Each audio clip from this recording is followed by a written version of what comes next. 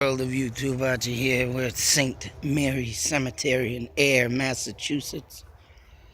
I had to come here and do a video due to the fact that this was once Indian living grounds. I'm assuming it would have been the Nipmucs that lived along this area, or even the Pennacook tribes. But due to an article my father had given me out of his archives of keeping newspaper clippings, the story behind this is all this area, even this cemetery, taken from the Indians. I don't know if it was taken or sold by Indians, but back in them days, you never know what's been done or taken or what. Claims of a farm that was once set, and I cannot do a video on the other side of this domain area. If you would go past these hills and come out of this road here and take a right, you would end up to near the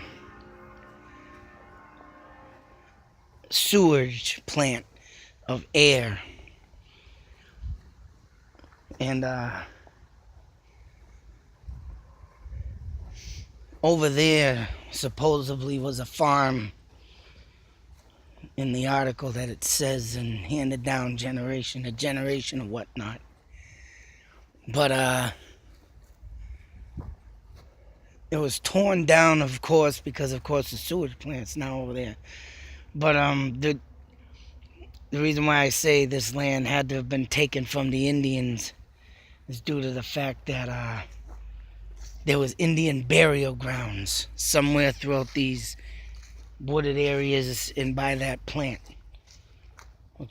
And if you were to be driving down this road and heading in here, you got the conservation land that is runs along through here in a road that leads you over to the front gate of Fort Devens. And the Nashua River runs through all of that. Of course, the first attack on the English was a house caught on fire down there by the Indians in the King Philip War.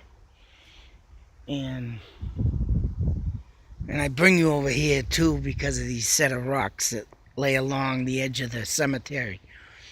And I always say in my videos about the Indians and the rocks, I believe if there's stone walls you see throughout the woods, I believe the Indians did all that for traveling purposes, to have them mark where they know where they're going, and they use rocks like this to,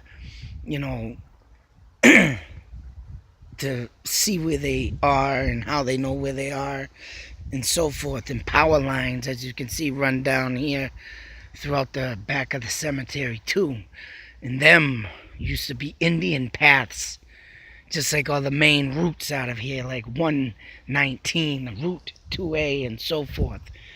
Route 2, they call the gateway of the Mohawk Trail, which I believe, is the Mohawk Trail, because Indians use that to travel to the ocean way into Plymouth Rock and all that. And that was their main trail to the sea. So why they call it the gateway is beyond me, because literally, that was a main trail for all Indian tribes. But I mean, knowing that this is all Indian land, and I believe, and I can safe to say that even Fort Devens was a huge meadow back in the day.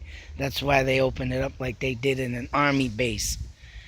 But I'm willing to put money on it that was Indian living and dwellings, especially for hunting, because Meadows was a huge place for Indians to hunt for animals.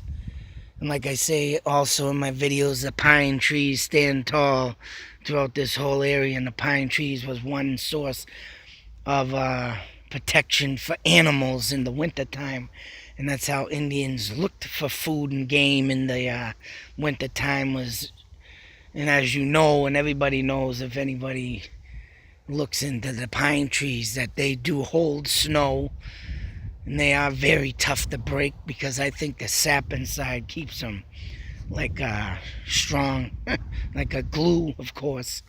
Get that crap on you, it sticks to you, it never comes off unless you use some turpentine or something, you know how that is. So I'm sure that's why they friggin', like I said, hold snow real good. And that's why people, or Indians and animals, used to use them as markers also throughout the ways of life back in the day.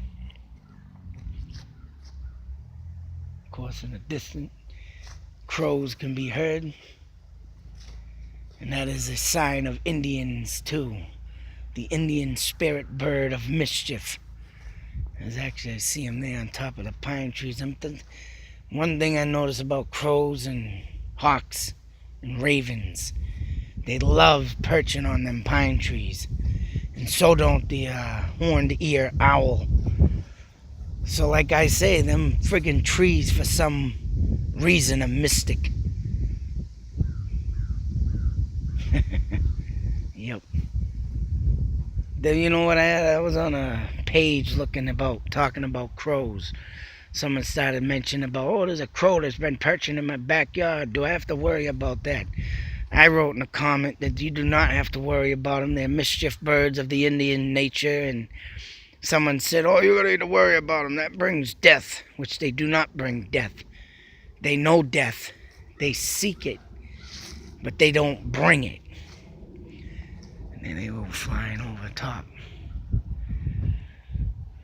But they do, and I believe, and honestly, my journey with the Indians and doing all these videos, I believe they're the gateway to the afterlife is right, and they bring you and to tell you that you are there at the right time and place of speaking of Indians and stuff. So I got a car that's coming in and out of here, so don't look too good. I just wanted to share that a farm was once throughout these remains. Cemetery here now, and another Indian dwelling. And be respectful and try not to bring yourself over here to do any harm to any kind of mischief or metal detecting. Pay your respects, but do not ruin your demise of being disrespectful in a sacred area. Indian dwellings, Ayer, Massachusetts. Till that next video, YouTube Nation, be safe. Take care. Out.